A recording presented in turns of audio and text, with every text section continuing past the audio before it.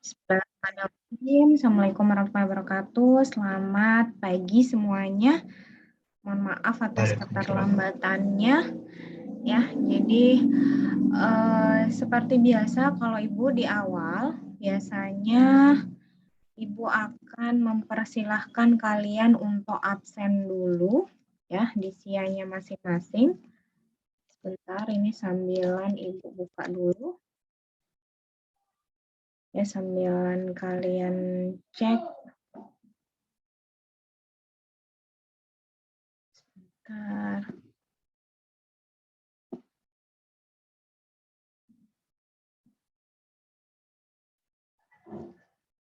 Oke, silahkan yang absen bisa, absennya sudah dibuka.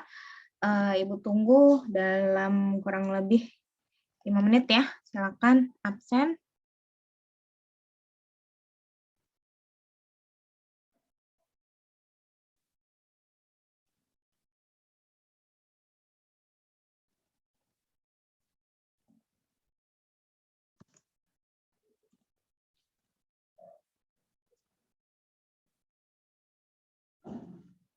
Oke. Ini masih baru beberapa yang absen. Oke, sambil kita tunggu.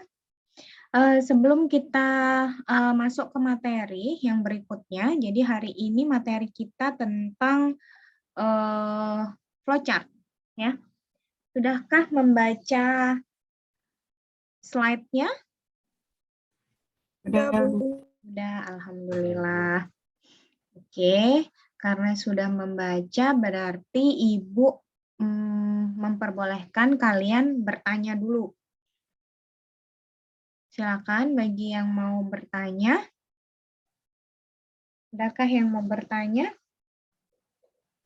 Bu, saya mau bertanya. Silakan. Bu, tapi ini dia lebih ke itunya sih, bukan ke flowchart-nya itu, tapi ke ke algoritmanya gitu, Bu. Saya mau nanya apa perbedaannya antara if sama if else sama else if, Bu. If sama, oke, coba sambilan Ibu share screen whiteboard aja kali ya.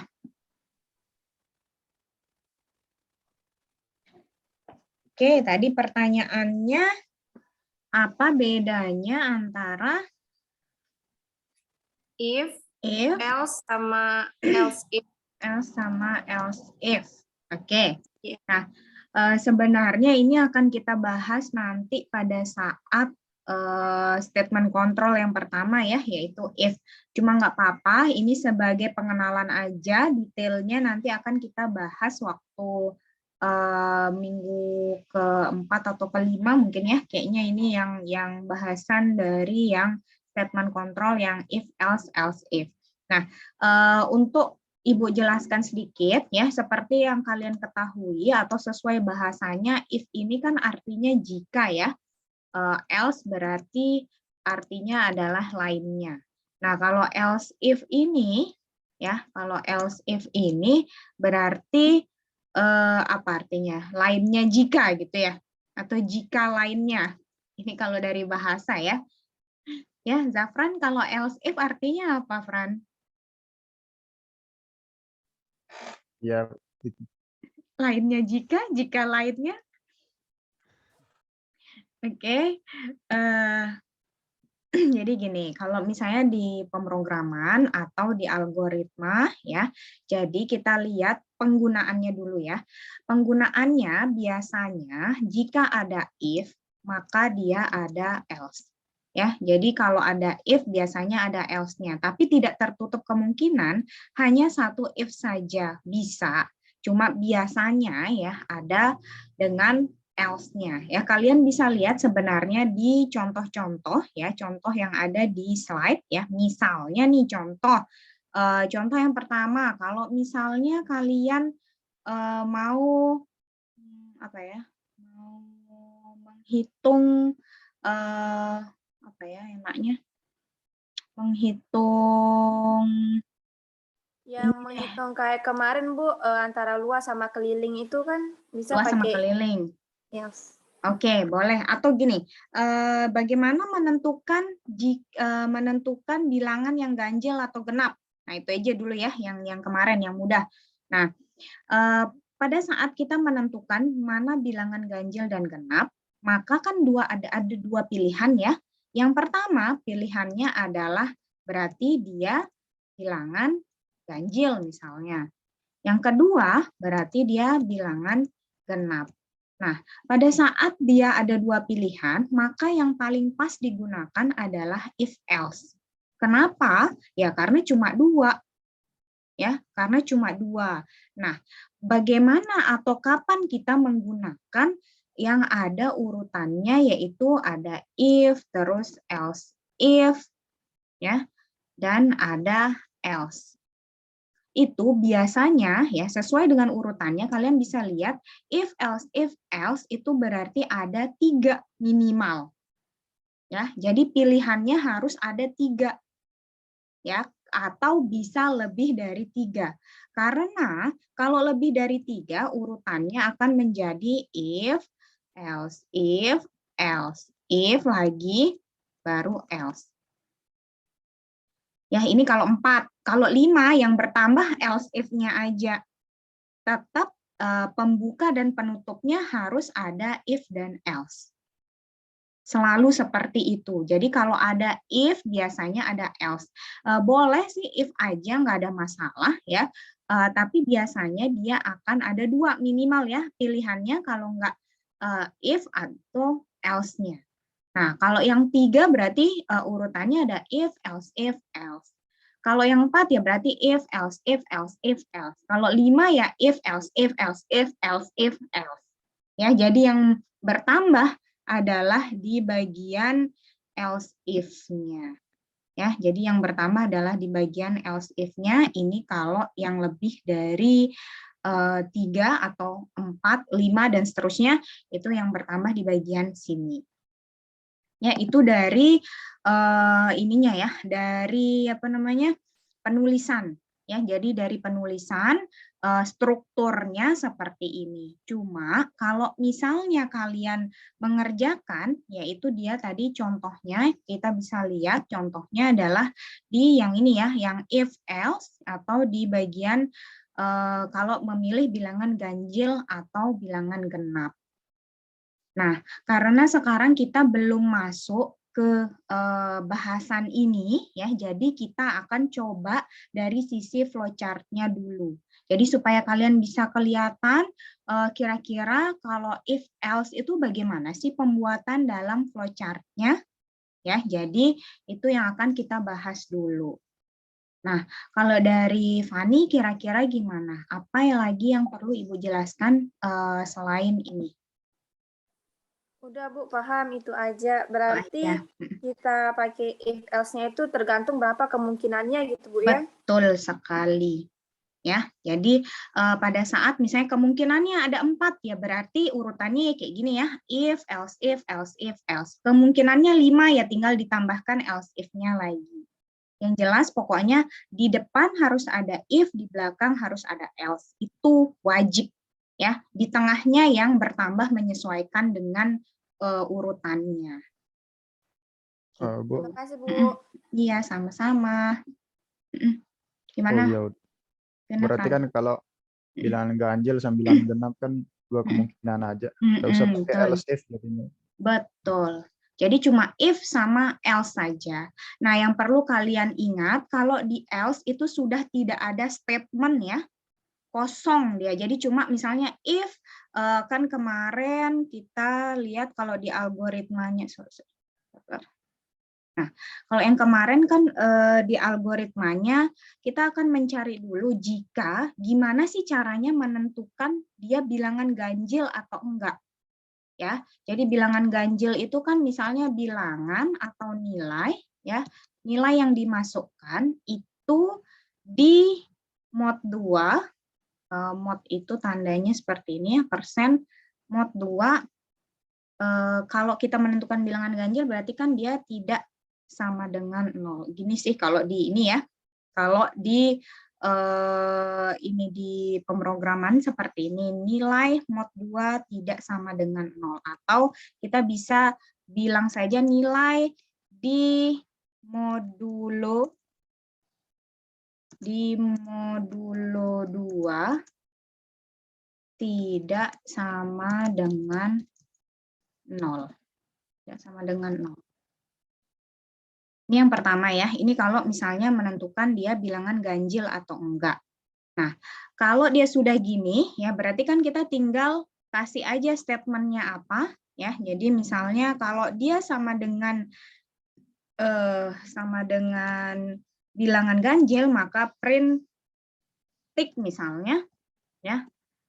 Yang lain, ya, else ini berarti tidak ada lagi kalian menuliskan di dalamnya seperti ini.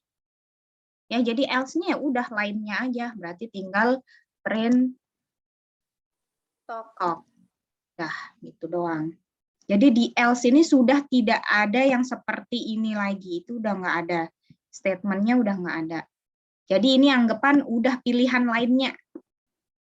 Ya, jadi pilihan lainnya kalau nggak ganjil ya berarti genap. Gitu. Nah, kalau misalnya 3 pilihan, ya berarti ya udah ini yang udah paling lain deh, yang else itu paling bawah. Jadi tidak ada keterangan dia mau nulis apa. Atau dia mau menerangkan sesuatu, tapi paling tidak dia sudah bagian yang paling lain dibanding jika-jika yang lain di atasnya. Ya, begitu. Oke, ini nanti akan kita bahas pastinya lebih dalam pada saat if else, tapi untuk pembuka aja nggak masalah ya. Oke, itu ya. Nanti kita coba cek di flowchart-nya, jadi kalian bisa melihat kejelasannya kira-kira gimana pada saat pembuatan flowchart-nya. Oke, ada pertanyaan dulu? Nggak ada? Oke, Ibu stop share dulu kalau gitu yang whiteboard-nya. Kita coba masuk ke materi dulu. BTW jangan lupa yang belum absen ya. Ini yang belum absen ada Aya, Kia, terus Nurul Anzila, Afriski Agi, As'ad, Anggi belum, Rima, Heni, Adi Dwi, Arya ya, Zafran juga belum, Azam, terus Suci, Surya, Bita, Sabita ya, Adam, Alia, Sa, terus Zulfikar sama Gerald tuh belum absen tuh, silakan ini yang udah saya absen Bu, coba di refresh. Belum nih, siapa Gerald? Bukan Sa. Oke, Sa udah. Saya udah masuk. Oke. Mana Bu, saya juga sudah. Sudah? Saya juga udah Bu, tapi barusan cek merah lagi dia. Merah lagi. Iya Bu, saya juga udah tadi merah lagi. Saya juga udah Bu. Oke, nanti sambilan Ibu panggil deh. Ini sudah lumayan sih ya, tinggal Kia. Ada Kia, Putri, Asiana. Iya Bu. Ada Kia ada ya. Oke, Ibu absenin aja ya biar selesai. Rima ada? Kasih Bu. Sama-sama. Rima, ada Rim? Rima, baik Rima? Bu, ada dia Rima Bu, mungkin jaringannya lagi nge-lag Bu. Walah. Oke. Oke, Rima. Terus Suci ada? Nelayan Suci Anjani Putri? Ada Bu, ada. Ada. Oke. Alia terakhir nih. Ada Bu. Oke, Udah sip. saya absen Bu. Oke, Ibu simpan ya. Oke, sudah berarti sudah semua absen. Kita lanjut dulu sebentar. Sebelum Ibu lanjut, minggu depan kita kan sudah mulai ini ya, hibrid ya. Dan kalau dari pengumuman saya dijaga Bu. Kenapa, Rim? Rima? Ya gangguan Nge-lag katanya ya Bu, Bu. nge-lag. Oh, nge-lag. Oke. Iya, nggak apa-apa. Jaringan saya Bu. Sabar ya. Kalau salah jaringan tuh emang, ya udahlah. Dicoba ya, dicoba terus tapi ya tetap berusaha. Oke, kita balik lagi. dicoba. Nah, kita kan minggu depan insya Allah sudah mulai hibrid ya. Kira-kira gimana? Kalian siap untuk hibrid kan ya? Insya Allah, Insya Allah siap, siap, Bu. Bu. Ya. Oke, alhamdulillah semua sudah orang tua sudah mengizinkan. Sudah. Sudah, Udah, Bu. Bu. Ya, alhamdulillah. Bu. Oke, Tapi semua. Gimana? Yang sedang di luar kota, apakah siap untuk ke Mataram? Harus siap lah ya. Tapi Bu mau nanya Bu, kan katanya kalau di pengumuman di prodi itu ntar masuknya sesuai absen Bu. Nah terus rata-rata di kelas kita itu dia genap gitu akhiran NIM-nya itu gimana pembagiannya Bu? Nah ini dia Ibu kirimin ya absen yang ada, Ibu kirimin di grup. Kemarin kan udah Ibu kirimin yang kelas A. Ini yang sekarang Ibu kirimin yang kelas B. Jadi kalian bisa cek ya, bisa cek sendiri kalian genap atau ganjil. Nah sebelum itu coba sih ini sambilan kalian cek bareng-bareng deh. Ini Ibu belum kasih, ini baru Ibu download. Kebetulan kita kasih nomor aja ya, supaya kelihatan siapa yang ganjil dan genap.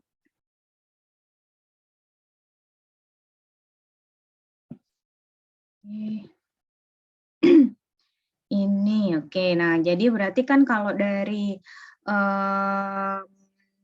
pengumuman prodi yang awal masuk yang ganjil ya kan ya? Iya, Bu. Kalian kayaknya yang masuk minggu depan ini kayaknya sekali deh. Tanggal 3 libur lagi ya kayaknya ya. Ya nggak sih? Ibu juga nggak pernah lihat tanggalan, jujur Li. Coba ternyata tanggal 28 libur, tanggal 3 libur, katanya gitu katanya. Tapi Ibu belum lihat tanggalan.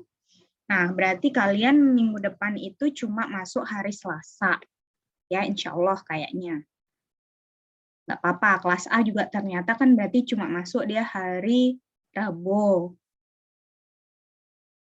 Ya, jadi adil. Kelas A sama kelas B adil, oke? Nah, ini jadi bisa kalian lihat kalau ganjil berarti yang masuk minggu depan itu Ali Amri, Baik Soraya, Fahrona Iswani, Kia, Nurul, terus Uswatun Hasanah, Ahmad Yaul Haq, As'ad, Rima, Heni, terus Idewa Agung Adinata, lalu Zafran, terus Nazam Nabila, Niwayan Suci, Salsabila, Sabita, Aliyah, Zulfikar, dan Mizanul Hasmi. Itu dia yang masuk berarti minggu depan. Oke, siap ya? Minggu depan, berarti minggu depannya lagi baru yang genap. Gantian aja deh ya. Yang hari Selasa berarti yang genap minggu depannya maksudnya. Oke, itu nanti Ibu kirimin nih ke grup filenya. Oke, terus sekarang kita masuk dulu ke materi, berarti ya ini Ibu jelaskan sedikit. Kebetulan ini di awal sebenarnya materinya kita minggu ini tuh sudukut. Cuma Ibu mencoba menyamakan dengan kelas sebelah, kelas C dan D yang minggu ini katanya flowchart. Oke, nggak masalah. Sebenarnya sama aja sih ininya flowchart dan sudokut itu bisa mana aja duluan ya. Jadi flowchart boleh duluan, sudokut boleh duluan ya. Jadi kalau sekarang kita nyoba ke flowchart dulu. Untuk pembuatan flowchart kalian boleh pakai apapun ya untuk bikin flowchart.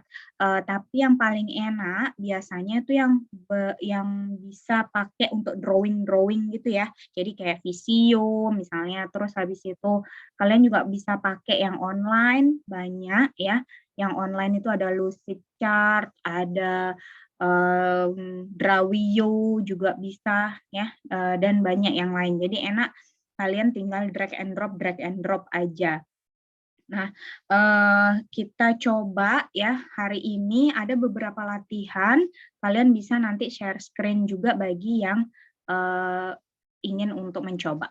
Oke, kita lihat dulu pengertiannya ya, pastinya flowchart ini kalau dari sisi bahasa ini adalah urutan operasi ya, atau paling tidak dia ini bisa kelihatan berdasarkan bahasanya tuh artinya adalah diagram alir ya. Jadi diagram alir ini berarti kita bisa lihat urutan ya, urutan operasi apa saja yang harus kita kerjakan.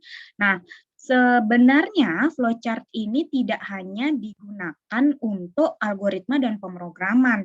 Dia juga digunakan untuk banyak sekali operasi-operasi yang lain ya. Jadi operasi yang lain itu misalnya nanti di mata kuliah yang lain juga kalian bisa pakai kayak di sistem informasi itu terutama ya biasanya. Terus setelah itu bisa di APBO ya. Mungkin ada yang sedang ngambil APBO itu juga ada bagian-bagian dari flowchart yang biasa dipakai. Nah, kalau dari sisi teknikal ya, jadi flowchart ini isinya adalah berarti kalau sesuai dengan namanya lagi ya, dia adalah grafis ya, bentuknya representasi grafis, isinya adalah diagram alir yang kira-kira kita bisa ngelihat kita ngapain aja sih. Jadi kalau udah ada flowchart berarti sudah tahu ada urutannya dari atas sampai bawah. Maksudnya adalah dari start sampai end itu sudah berurut. Jadi kita bisa lihat, oh berarti kalau misalnya SOP pengerjaan atau kita disebut sebagai flowchart pengerjaan atau flowchart mendaftarkan beasiswa. Berarti dia harus ngapain dari awal, misalnya pergi ke prodi dulu, setelah itu ngapain itu disebut juga kalau ada gambar seperti itu juga disebut sebagai flowchart. Ya, jadi di flowchart ini ada urutan instruksi dalam satu program. Itu kalau di pemrograman ya. Kalau di yang lain juga ada urutan atau instruksi yang bisa dipakai. Nah, flowchart ini biasanya menunjukkan logika algoritma ya kalau di algoritma dan pemrograman. Terus setelah itu menekankan langkah individu dan interkoneksi secara keseluruhan. Nah, biasanya di flowchart ini adalah langkah dari individual ya. Nah, misalnya adalah aliran kontrol dari satu tindakan ke depan. Jadi algoritma yang sudah kalian pelajari kemarin, itu kan Ibu minta supaya kalian tuh mengurutkan, ada urutan 1, 2, 3, 4. Nah, di situ berarti kalian bisa urutkan pakai flowchart juga. Ya, jadi digambarkan menggunakan flowchart. Oke, jadi di dalam flowchart itu ada simbol yang harus kalian hafalkan. Nah, ini dia basic simbol yang harus kalian hafalkan. Yang pertama itu ada yang disebut oval ya. Jadi oval ini bukan lingkaran ya, oval ya bentuknya ya. Jadi agak-agak gepeng gitu ya. Ini gunanya adalah untuk untuk start dan end. Jadi pada saat kalian menggunakan sebentar. Nah ini ya, jadi pada saat kalian lihat di sini ada yang oval, bentuknya oval ini digunakan untuk beginning or end of the program. Jadi ya paling tidak ya untuk pada saat awal dan akhir. Nah jadi di dalam oval ini nanti biasanya akan dituliskan start gitu ya, atau dituliskan end atau stop. Nah, itu dia gunanya pakai oval. Terus yang kedua, ada yang disebut paralelogram atau bahasa Indonesianya ini adalah jajar genjang ya. Jajar genjang ini digunakan untuk input dan output sebenarnya. Jadi ada dua ya. Jadi ada dua bisa digunakan, ini bisa digunakan untuk input dan output. Nah, kalau di sini sebenarnya ada juga yang hybrid ya. Ini disebut hybrid, ini adalah untuk output. Cuma kalau yang hybrid ini biasanya dia sekalian untuk menampilkan ya. Jadi kalau misalnya kalian belum mau menampilkan, cuma mau nampilin output aja, bolehlah pakai yang paralelogram. Ya, tapi kalau sudah sekalian Bu, sekalian nampilin deh, boleh pakai hybrid. Ya, Tuh, terus selanjutnya ada rectangle atau persegi panjang. Nah, kalau rectangle ini gunanya adalah untuk dia ada proses di sana. Nah, proses itu kalau kemarin yang sudah kita coba itu ada kayak nambah, kurangi, ngali, bagi. Itu biasanya nulisnya harus ada simbol kotak ini, bukan kotak ya, persegi panjang. Ya. Terus selanjutnya ada yang disebut sebagai diamond, ya. Diamond ini atau kita kalau bahasa Indonesianya belah ketupat, ya. Jadi belah ketupat ini digunakan untuk percabangan tuh. Nah, percabangan biasanya itu untuk tadi yang ada if, else, if itu biasanya harus disimbolkan dulu dengan adanya diamond ini atau belah ketupat. Ya, tadi yang hybrid sudah, ini untuk output, tapi yang langsung menampilkan. Dan yang terakhir ini jangan lupa, kalian harus selalu ingat menyantumkan garis penghubung, ya, atau flow line ini digunakan untuk menghubungkan satu dengan simbol yang lain, ya. Simbol-simbol ini dihubungkan dengan flow line, dan jangan lupa kalian harus kasih arah panahnya kemana. Penting itu ya kalau di flowchart. Oke, kita coba nonton video dulu sebentar ya Bu. Stop, kayaknya tadi belum di-share suaranya. Oke, kita coba. Ya, jadi ada penjelasan sedikit tentang flowchart. Kalian bisa tonton sedikit videonya.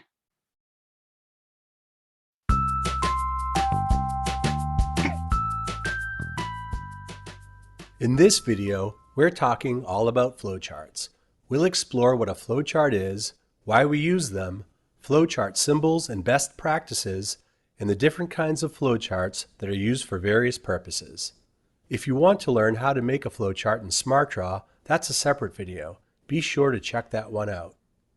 So, a flowchart is a visual representation of the sequence of steps and decisions needed to perform a process. Each step in the sequence is noted with a diagram shape.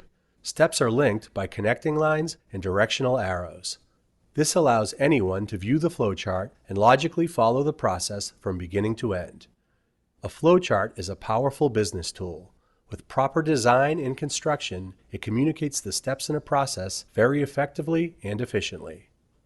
You'll notice that a flowchart has different shapes or symbols. In this case, there are two symbols. Those with rounded ends represent the start and end points of the process, and rectangles are used to show the interim steps. There are dozens of symbols that can be used in a flowchart.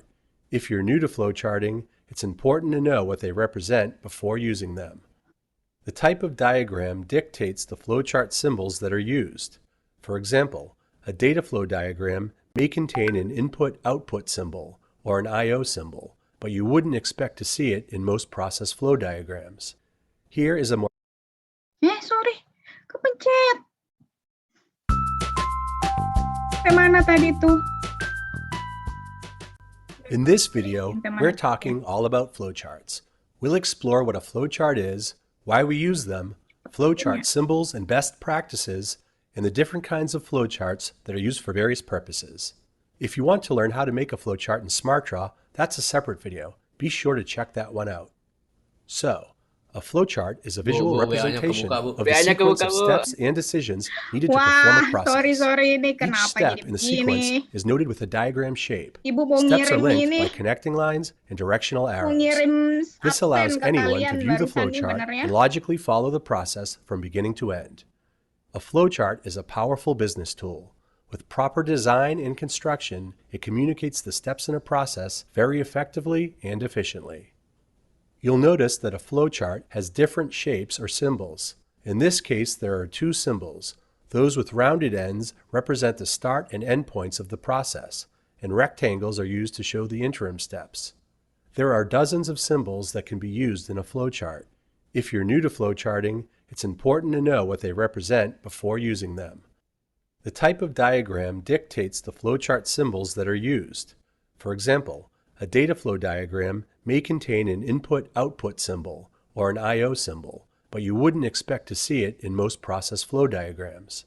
Here is a more comprehensive library of flowchart symbols.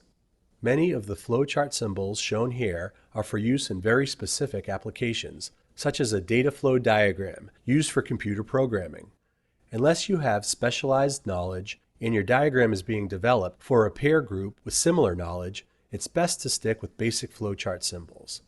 If more than the most basic flowchart symbols appear in your diagram, it is good practice to include a legend or symbol key.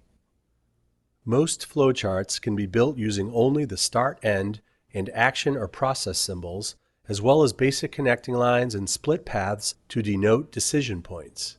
Sticking with these primary flowchart symbols is the best way to ensure that your diagram will be easy to understand.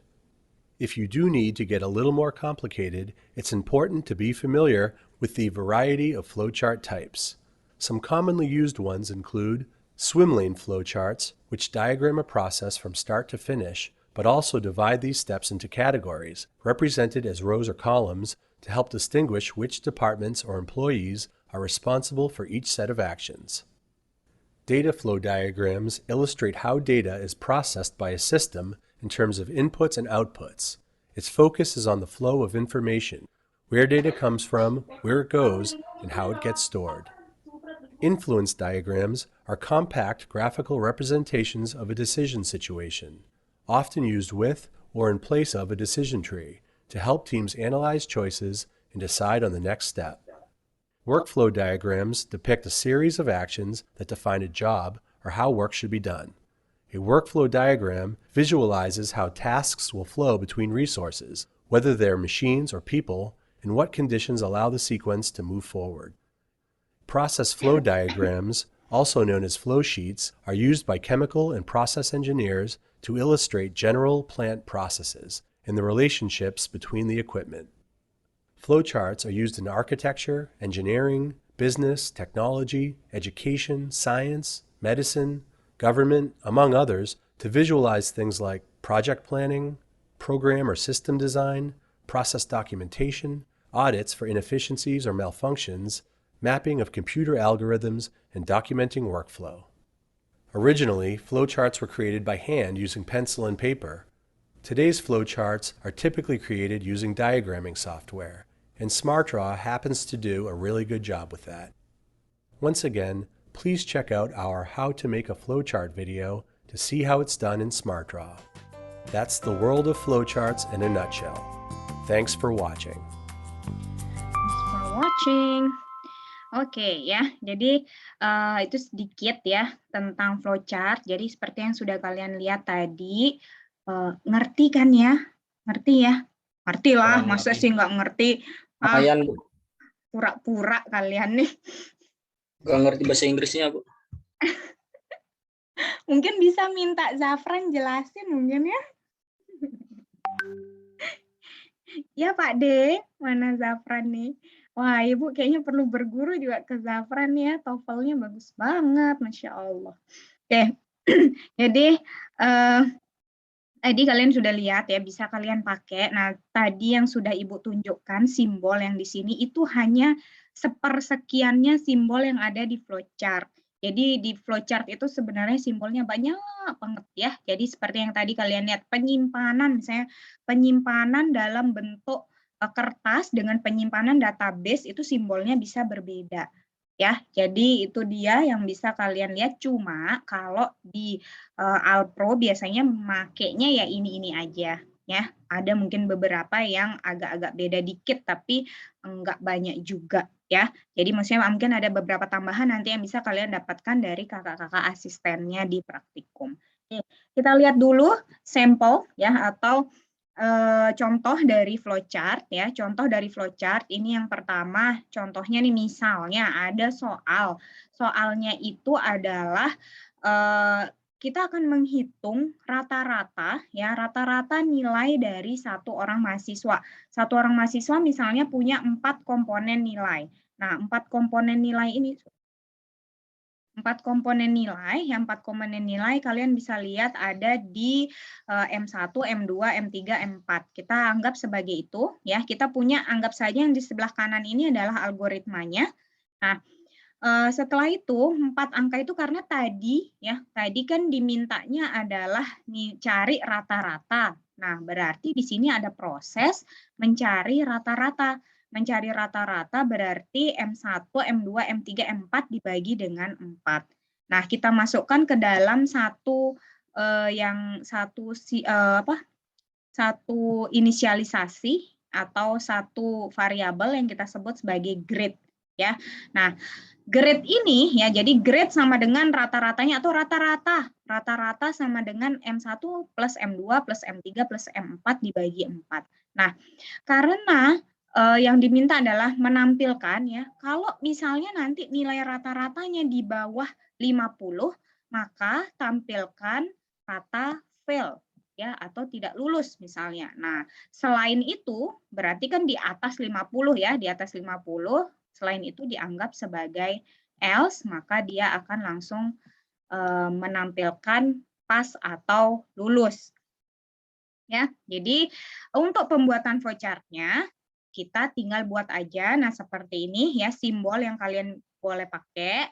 Jangan lupa ini dan ini akan selalu ada. Ya, jadi simbol oval untuk start dan end itu akan selalu ada. Nah, setelah itu jangan lupa selalu ada flow line ya, flow line-nya untuk menyambungkan antara satu simbol dengan simbol yang lain. Jangan lupa karena di awal kita kan melakukan input ya. Sebenarnya kalau sudah ada algoritma seperti ini, kalian tinggal menuangkan saja ke dalam simbol flowchart. Nah, jadi di sini misalnya inputnya M1 sampai M4. Nah, berarti kita tinggal cari apa sih simbolnya input. Oh, berarti pakainya jajar jenjang. Silakan dituliskan. Lalu inputannya ditulis di dalamnya apa saja. Ada M1, M2, M3, M4. Jangan lupa kita sambungkan lagi dengan flow line atau garis. Nah, setelah itu kalau di step 2 di sini adalah nulis prosesnya. Ya, prosesnya yang terjadi adalah menghitung rata-rata. Nah, menghitung rata-rata berarti kita masukkan ke dalam sini. Nah, jangan lupa kalau proses itu berarti harus pakai simbol persegi panjang atau rectangle. Ya, setelah itu, nah karena di sini di step 3 di algoritmanya, oh berarti kalau habis kita ngitung rata-rata, rata-rata tersebut harus dicek dong, Bu. Oke, kita dicek apabila nilainya lebih kecil dari 50 ya. Jadi kita bikinkan seperti ini diamond. Ada pertanyaan di sini, is grade lebih kecil 50 ya. Jadi apakah grade tersebut lebih kecil dari 50?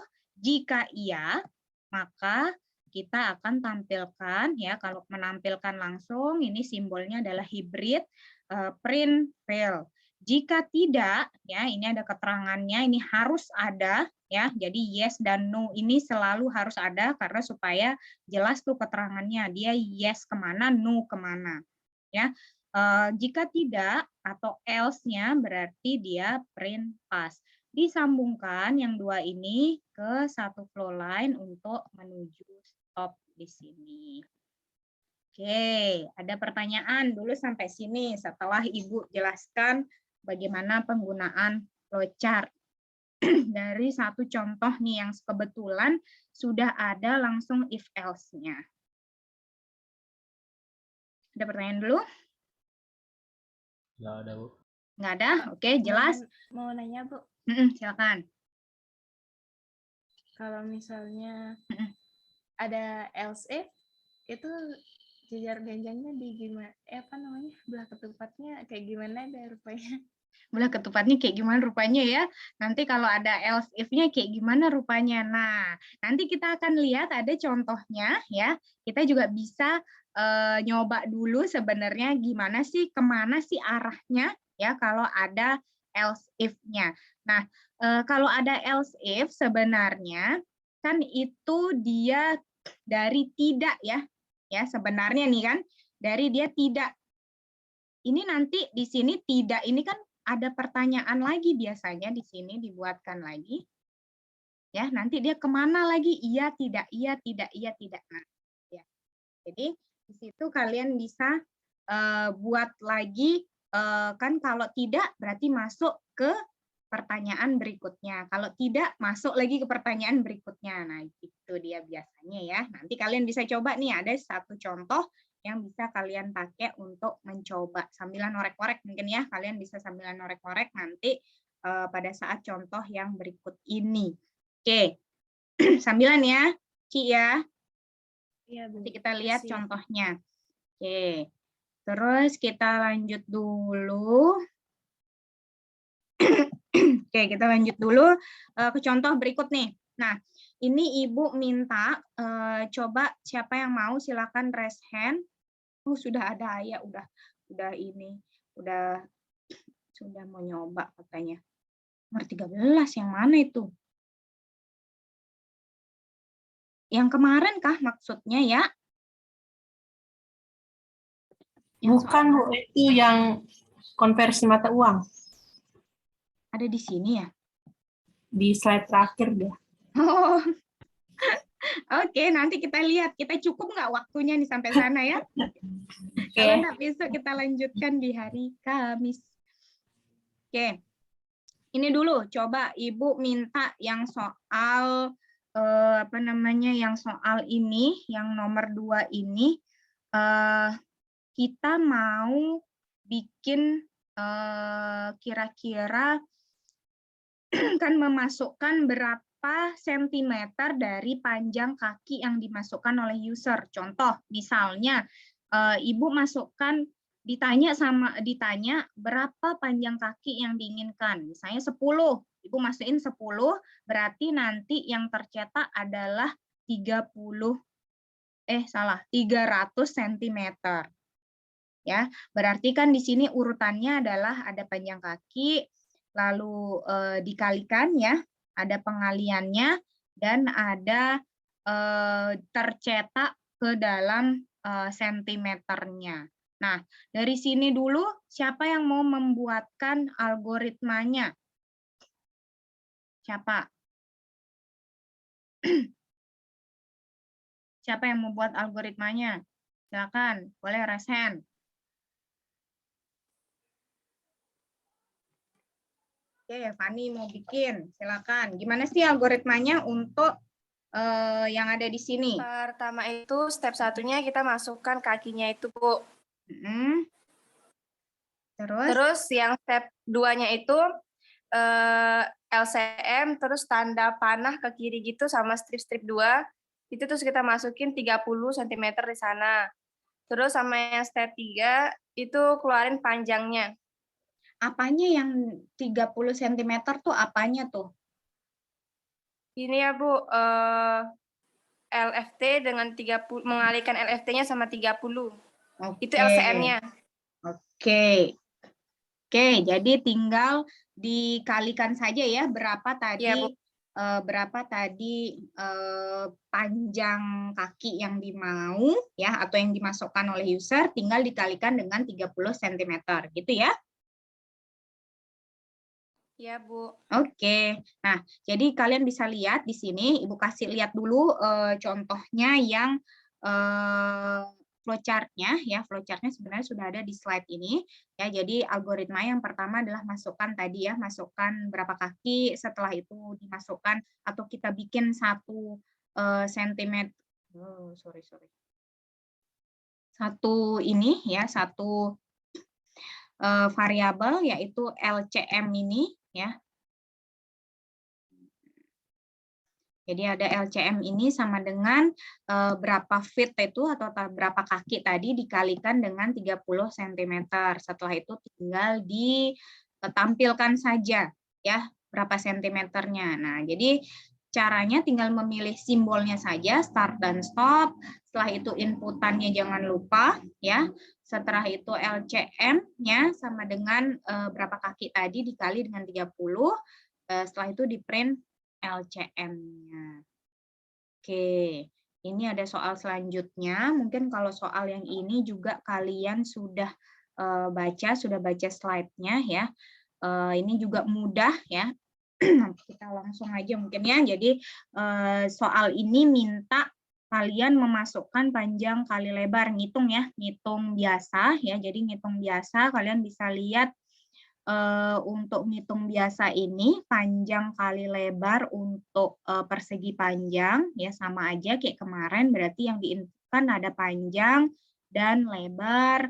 Setelah itu ada proses yang terjadi di situ ya. Ada proses yang terjadi. Oke, ada proses di sini, ada proses ya. Ada prosesnya adalah L kali W. Setelah itu print A-nya ya. Jadi tinggal ya udah masukin aja inputan. Jangan lupa pakai jejer genjang di sini ya. Setelah itu proses itu pakai rectangle atau persegi panjang, di print pakai hybrid. Setelah itu jangan lupa ada start, berarti di bawahnya harus ada stop-nya. Oke, ini untuk yang Bu, mau nanya Bu.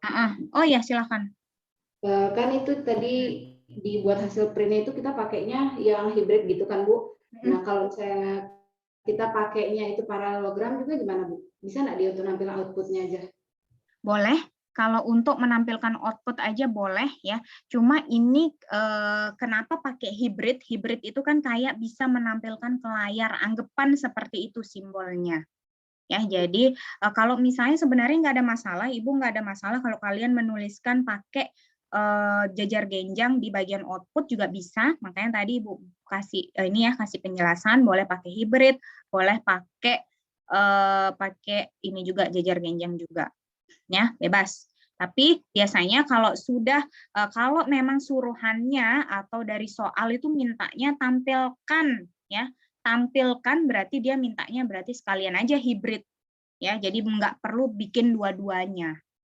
Ya, atau kalau dia nggak minta tampilkan ya udah berarti bisa pakai jejer genjang. Oke, ya. Nah, ini mungkin nih bisa siapa yang mau nih soal selanjutnya. Ini adalah algoritma. Silakan bikin algoritmanya dulu dari kalau misalnya kita akan menghitung persamaan kuadrat, menghitung akar persamaan kuadrat. Nah, dari sini kalian udah lihat rumusnya ada D sama dengan square root. Square root itu adalah SQRT ini ya, adalah akar ya, akar B kuadrat min 4AC. Nah, dia punya akar tuh ada dua, ada X1 dan X2 dengan rumus ini kayaknya ya. Melek ya. Oke. Nah, jadi rumusnya ada ini ya. Nah, kalian boleh mengembangkan gimana nih kalau sudah Ibu tampilkan soal seperti ini, adakah yang mau? Sorry, ngelek lagi ya kayaknya. Ngelek lagi ya. Oke, mau kira-kira gimana nih? Sebentar. Oke, Ibu share dulu. Ini kacau jaringannya. Padahal nggak hujan. Oke. Suara Ibu kedengeran? Masih nge-lag? Masih nge-lag nggak? Agak, Bu. Agak. Waduh. Oke, nah tadi kalian bisa lihat dari soal yang ada di slide. Nah, itu gimana tuh? Siapa yang mau bikin algoritmanya? Yang mau bikin algoritmanya untuk tadi ngitung akar persamaan kuadrat. Rumus udah ada. Siapa yang mau? Jelasin aja, nggak usah diketik, nggak apa-apa. Siapa yang mau? Oke. Niko sudah raise hand. Boleh, silahkan langsung.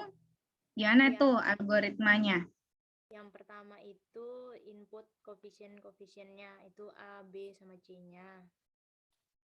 Kerasan dong suaranya, kok Ibu Yang pertama itu input koefisien-koefisiennya yang ada di situ. Jadi input A, B, sama C-nya. Oke, terus? Terus hitung D-nya pakai rumus D sama dengan B kuadrat min 4AC.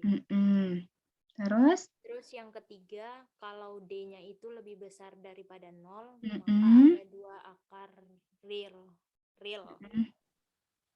Jadi X yang pertama itu ada min B plus akar D per 2A. Oke. Terus X yang kedua itu ada min B, min akar D per 2A. Oke. Terus kalau D-nya itu sama dengan 0, maka ada satu akar yang real. Oke. Ya, jadi X1-nya sama X2-nya itu sama dengan min B per 2A. Terus kalau D-nya itu lebih kecil daripada 0, maka hasilnya itu akar imajiner. Oke, nah itu yang sudah Miko jelaskan. Siapa yang berani bikin flowchart-nya? Karena berbeda dengan yang ada di slide. Siapa yang berani bikin? Ya, jadi kalau Miko berarti tadi ada berapa pilihan tuh? 3 ya? Dicek dulu D-nya lebih besar sama dengan 0 gitu ya? Lebih besar 0 atau gimana? Ya, Bu. Oke. Silakan, siapa yang mau mencoba? Salah nggak masalah ya, nanti kita sama-sama perbaiki. Siapa yang mau nyoba? Ada yang punya Visio atau jaringannya sedang stabil, bisa pakai Lucid Art, bisa pakai macam-macam ya yang ada di ini. Silakan.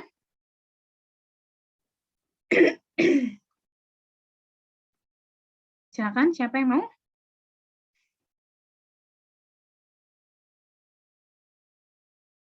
Nggak ada? Nggak ada yang mau? Kok tumben?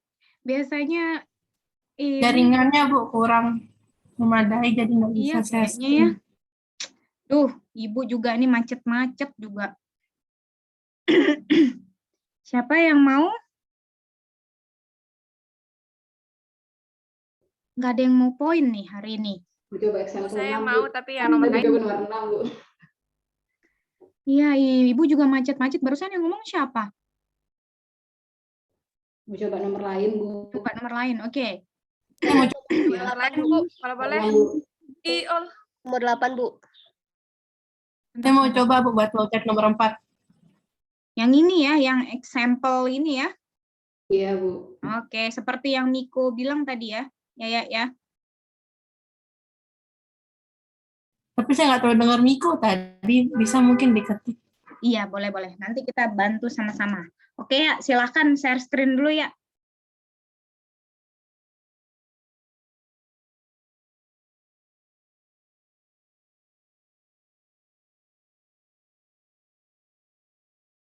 Masih menunggu.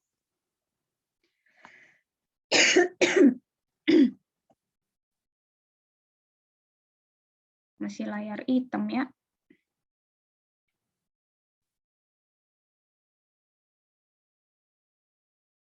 Masih menunggu ya.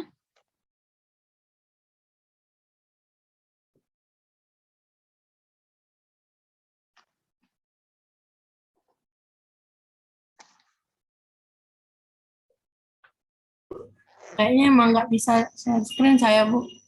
Nggak bisa ya. Aduh, agak sulit juga kalau kayak gini ya. Oke, gini aja deh. Coba kita, Ibu yang share screen kan ya. Ayah pandu Ibu deh, anggap seperti itu ya. Oke. Kita coba share pakai.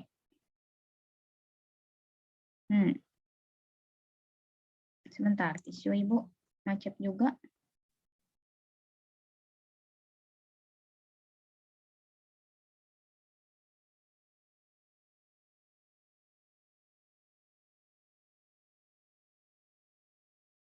Wah.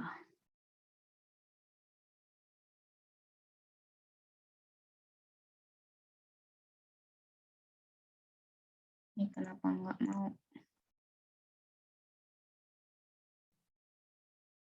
Sebentar, Ibu stop share dulu.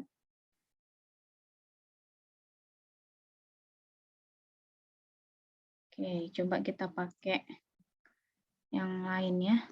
Sebentar. Kayaknya visionya bermasalah.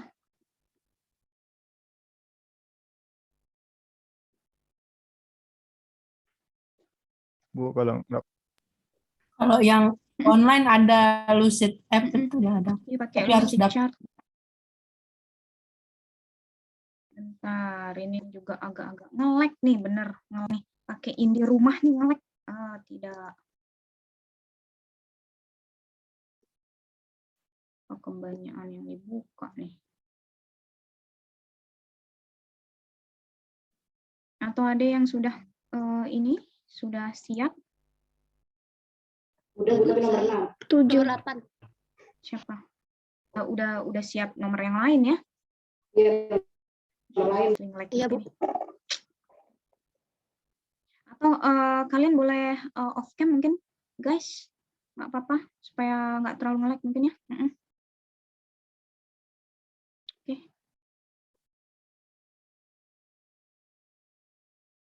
Nah.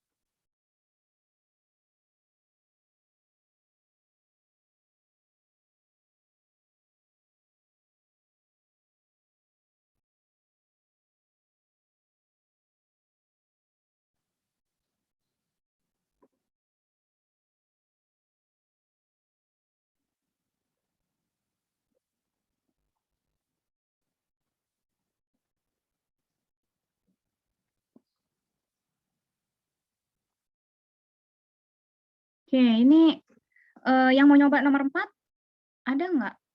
Belum ada. Oke, kalau gitu kita coba nomor lain deh, sambilan daripada nih kayaknya aduh. Jaringan Ibu parah juga nih kayaknya nih. Siapa yang mau mencoba? Boleh? Nomor 6, Bu. Nomor 6. Oke, siapa aja deh dulu yang nomor paling kecil? Siapa? Iya, kayaknya Bu. Kayaknya nomor 6. Oke, boleh deh sambilan coba Ibu. Nunggu nih jaringan Ibu buka Lucid Chart aja lama. Bu, tapi saya undang lag itu. Pio bisa share screen? Bu, ntar dicoba. Jadi aja background, Pio. Agak bayang-bayang gitu kan ya. Nggak tahu ini padahal cuaca juga ya cerah, nggak kayak kemarin malah.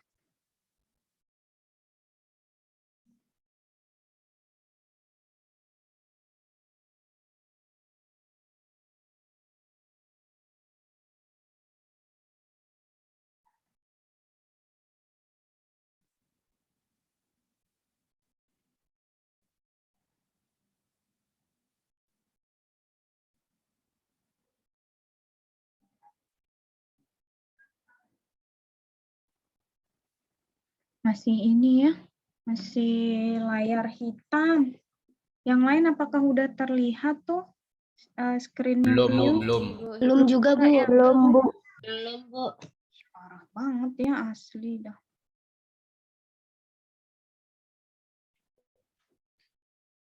Kelihatan belum? Belum. Belum, Pio. Oke, sabar guys, sabar. Udah. Oke, sudah. Oke, silakan dijelaskan.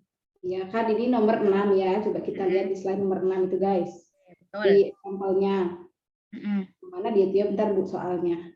Soalnya yang membandingkan itu ya bilangan. Ya betul, ya. Membandingkan 3 inputan itu Bu.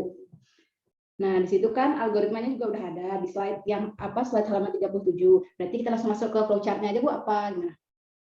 Langsung aja ke flowchart. Berarti yang pertama di sini kan dari berdasarkan algoritma yang dikasih itu, kita yang tahap pertama kita buatlah si flowchart-nya ini dalam bentuk oval. Kita tulis di sini start untuk memulai si program dalam flowchart-nya itulah. Nah, terus di sini kita kasihkan panah ke bawah untuk menaruhkan nilai input ada N1, N2, dan N3. Di sini kita menggunakan bentuk flowchart-nya itu yang parallelogram atau yang jejer genjang.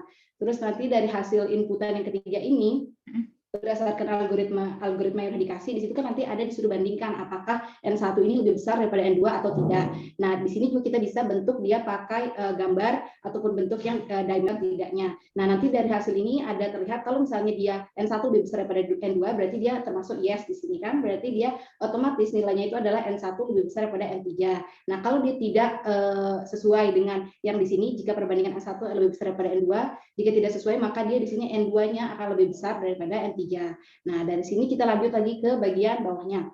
Dari sini kan nanti ada perbandingan lagi, di sini diberikan N1 dibandingkan dengan N3-nya. Ada iya dan ada juga ada tidak. Sama juga dengan yang di sebelah kanan ini, ada di diamond-nya N2 lebih besar daripada N3, apakah tidak ataukah iya. Nah, di sini untuk menampilkan nilai iya, berarti otomatis kita tinggal menampilkan atau kita tinggal print dengan bentuk paralelogramnya ini, kita tinggal tampilkan N1-nya itu lebih besar ataupun nilai terbesar dari ketiga bilangan yang ditampilkan itu. Nah, kalau di sini yang sebelah kanan, di diamond-nya N2 lebih besar daripada N3, kalau iya berarti kita tinggal tampilkan N3-nya itu adalah nilai terbesar di antara 3 inputan yang ada. Nah, jika tidak di antara perbandingan N1 dan N3 dan juga perbandingan N2 dan N3 itu tidak sesuai ataupun kita mau menyatakan nilai tidak, maka di sini kita bisa satukan dia dan kita akan printkan hasilnya menjadi N2 itu adalah nilai bilangan terbesar dari 3 inputan yang ada. Setelah itu menaruhkan flowchart bentuk terakhir yaitu bentuk oval dengan N seperti itu. Gitu, Bu. Bu Nalek apa emang di mana ini, Bu? Iya nih di Ibu masih agak-agak soalnya. Sebentar. Ibu sambilan mungkin nutup kayaknya Ibu juga buka terlalu banyak ini deh. Tab deh kayaknya sebentar. Oke. Kayaknya ini masalah jaringan banget ya.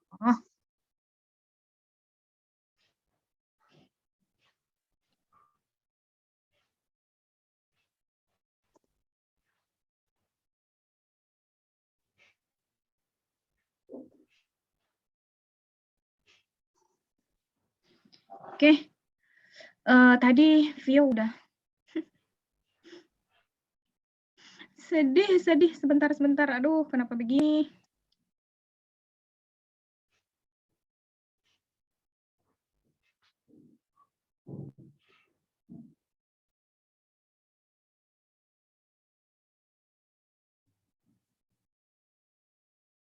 Ibu masih nge-lag ya?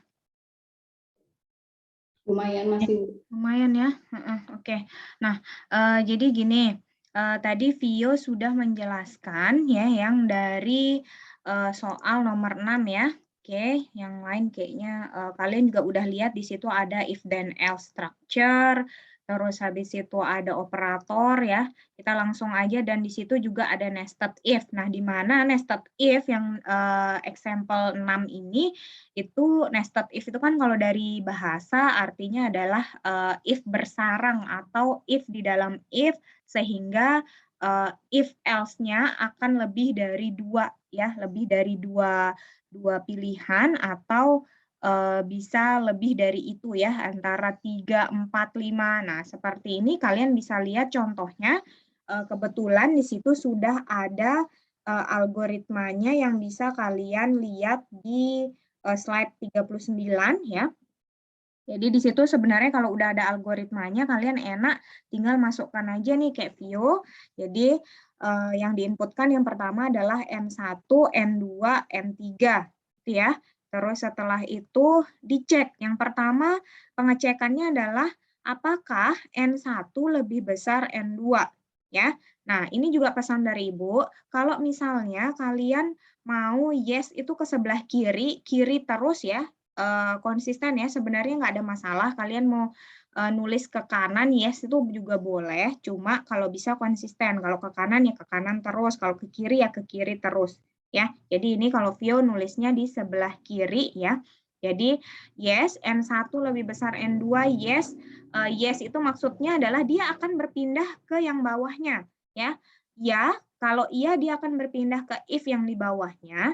Apakah N1 lebih besar N3? Ya, kelihatan ya. Kalau iya, otomatis berarti kan yang paling besar adalah N1. Nah, tadi ada tidaknya tuh yang N1 lebih besar N3 itu masuk ke else-nya atau tidak. Tidaknya kemana? Ya berarti yang paling besar adalah N mana tuh? Nu. Nih Vio dicek lagi tuh sambilannya. Iya, Bu. Yuk coba turun dikit ya. Oke, sip. Nah, kan yes itu N1 yang paling besar yuk. Kalau is N1 tidak lebih besar N3 atau no-nya kemana? Kan max-nya sama dengan N3 tuh, Vio. Yang mana, Bu? Yang mana, Bu? Yang kalau di algoritmanya di slide 39 itu, ya. Oke. Kan Vio lihat, kan yang pertama kita ngecek, sebenarnya Ibu, si annotate ini juga di sini nggak ada ya. Mouse Ibu kelihatan nggak di kalian? Nggak ya? Enggak, Bu. Nggak ya? Enggak, Bu. Susah amat sih. Ya Allah. Nah, jadi ini, yang is N1 lebih besar N3. Iya. Vio, kan ke bawah yes ya. Yang Iya, paling Bu. besar N1. No-nya kemana, Vio? No-nya ini ke sini, Bu. Sini. Kemana? Kanan. Kanan itu ke bawah langsung sini. Iya, Ke betul. N2 berarti. Iya. Yakin. Itu di situ kalau else masuknya max-nya sama dengan N3 loh. Iya, benar. Nah, itu ya perlu Iya, dicek lagi. Nah, kita bisa bikin seperti itu ya, Yo ya. Oke, coba boleh Vio stop share dulu. Oke, Bu. Terima kasih. Sama-sama, makasih juga. Ini berarti kita bisa perbaiki ya, teman-teman. Coba Ibu share. Ini kebetulan Lucid Art-nya udah bisa. Nah, jadi kan kalian kelihatan nggak Lucid Art Ibu? Iya, Bu, kelihatan. Oke, alhamdulillah. Oke. Jadi kan yang pertama ini ya, kalau pakai Lucid Art enaknya kalian tinggal drag and drop aja, tarik ya. Kalau pakai Word emang agak-agak ribet karena kalian harus ini. Nah, jadi kan yang pertama kita misalnya start dulu. Ya Allah, ini juga ini ya, yang pertama start, terus setelah itu kita masukkan jejar genjang. Ya, jejar genjangnya di sini adalah tadi inputannya. Inputannya adalah tadi ada N1. Wah, betul-betul ini nge-lag juga. N1, N1, N2, N3 ya. Boleh kalian mau tulis input, boleh enggak juga boleh. Ya, nanti aja kita sambung-sambungnya konektornya ya. Setelah itu yang pertama tadi ya, jadi pada saat kita coba bikin flowchart, kita ngikutin algoritmanya dulu. Nah, yang pertama tadi ada percabangan untuk apakah N1 lebih besar daripada N3. Ya, jadi itu nggak sih tadi? Di slide-nya N1 lebih besar N2 dulu ya. N1 lebih besar N2. N1 lebih besar N2. Ya, jadi apakah N1 lebih besar N2? Kita anggap yes-nya ke kiri. Ya. Yes-nya ke kiri berarti ada pertanyaan lagi. Apakah N1 lebih besar N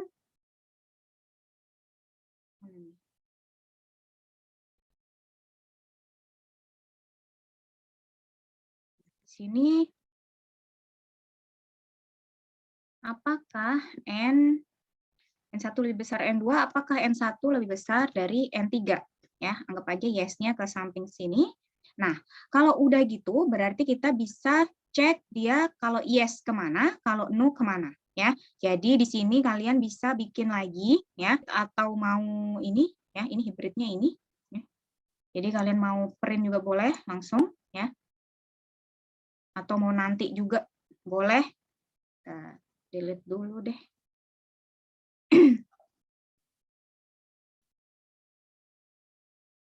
Nah, tadi ini. Nah, di sini kita coba kasih di sini tadi yang max adalah max sama dengan N1. Kita tarik lagi.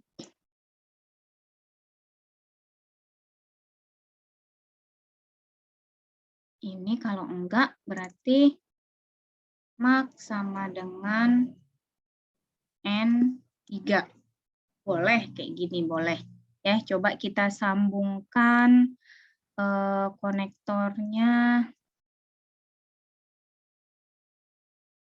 Sambungkan ke sini, ini ke sini. Ya, setelah itu berarti yang ke sini adalah yes-nya misalnya. Ini yes-nya ke sini, berarti no-nya ke sini. Ya, jadi enaknya tinggal kayak gitu. Nah, kalau kalian lihat dari slide, ya, jadi lihat dari slide, berpindah lagi ya. Udah habis tuh Bu, terus kemana tuh? Ada else Bu. Nah, else itu sebenarnya adalah punyanya yang ini tadi. Ya, punyanya yang di N1 lebih besar N2. Kalau yes kan ditanya lagi, apakah N1 lebih besar N3? Nah, sekarang karena di situ kita berpindah ke else if yang lain, ya, else yang lain atau if yang lain. Ya, jadi kita masukkan saja di sini. Ini yang dilihat adalah dari no-nya itu apakah N2 lebih besar dari N3. Ya, N2 lebih besar N3. Apabila yes, maka dia yang paling besar adalah N2.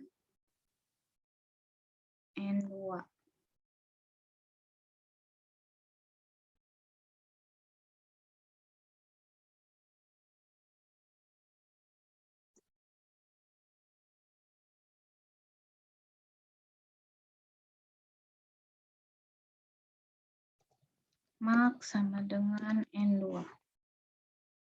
Ya, jadi ini kalau kita kasih konektor, ini adalah no-nya, ini adalah yes-nya ke sini.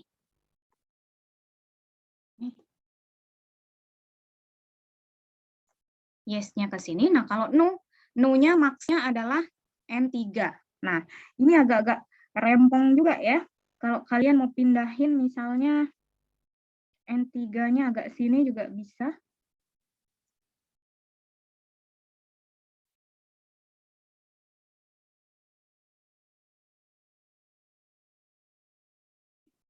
Nah, ini nanti dirapikan.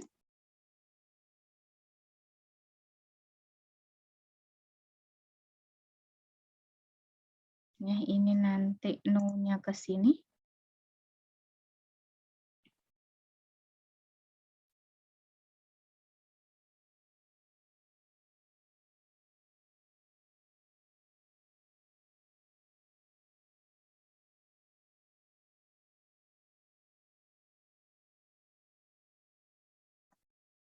Ya, nanti bisa seperti ini kalian buatnya.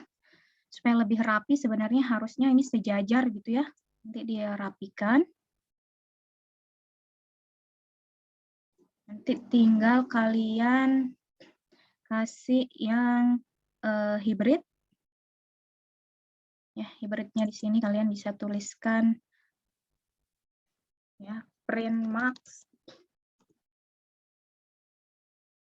Setelah itu mungkin yang terakhir adalah stop.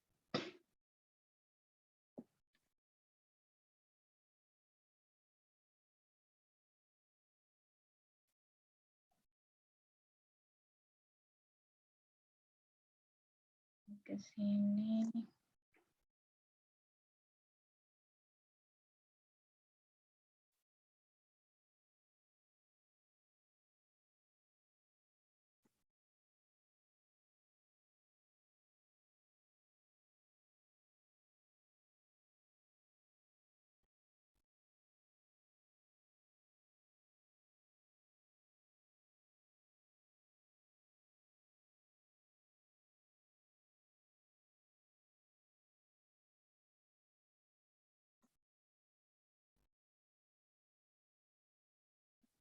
Oke, kurang lebih seperti ini flowchart-nya. Halo, kalian masih dengar suara Ibu nggak? Masih, Bu. Masih, Bu. Parah ya ini jaringannya. Jadi sebaiknya ini terakhir deh ya. Besok kita lanjutkan lagi hari Kamis ya, insya Allah. Mudah-mudahan kita langsung latihan aja. Kalian kalau misalnya ada yang diinginkan dari sekarang, misalnya nomor berapa, boleh langsung booking aja ya di chat, di grup silakan. Jadi nanti Ibu tinggal nomor baca. 8 Bu, udah di booking. Oke, nanti silakan ditaruh di grup ya. Nah, ini itu untuk besok hari Kamis, kita langsung latihan-latihan aja supaya lebih banyak waktu buat latihan.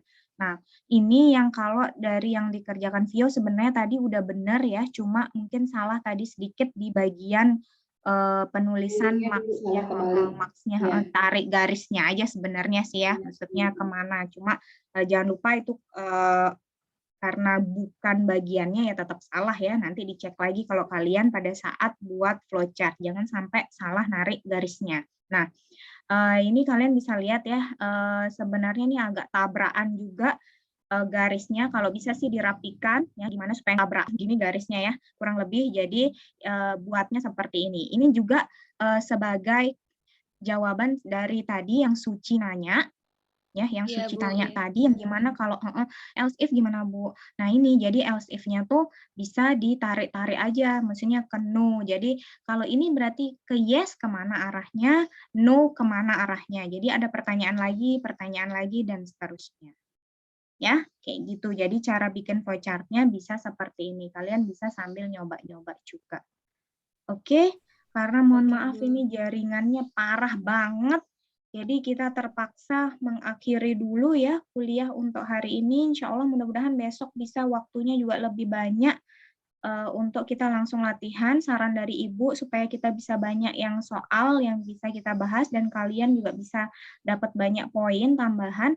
Silakan di kalian ini ya, kalian booking dulu dari sekarang. Misalnya Bu, saya mau nomor ini, silakan di grup aja ya. Oke? Sip, jangan lupa berarti tuliskan kelas B, Bu, kelas B, misalnya kelas B nomor sekian. Ya, nanti untuk absen akan Ibu kirimkan di ini ya, di apa namanya? Di grup. Tadinya tuh mau ngirimin itu tadi yang Excel-nya supaya kalian bisa lihat kapan ganjil genapnya atau kalian absen ganjil atau genap. Oke? Itu aja ya. Terima kasih buat semua yang sudah hadir. Ibu stop share dulu. Oke, kita ketemu lagi insya Allah hari Kamis ya. Terima kasih semuanya. Maafkan karena jaringan ini jadinya nggak maksimal pengajaran hari ini. Sampai ketemu lagi hari Kamis semua. Assalamualaikum, selamat siang. Waalaikumsalam warahmatullahi wabarakatuh. Siang Bu. Terima kasih Bu.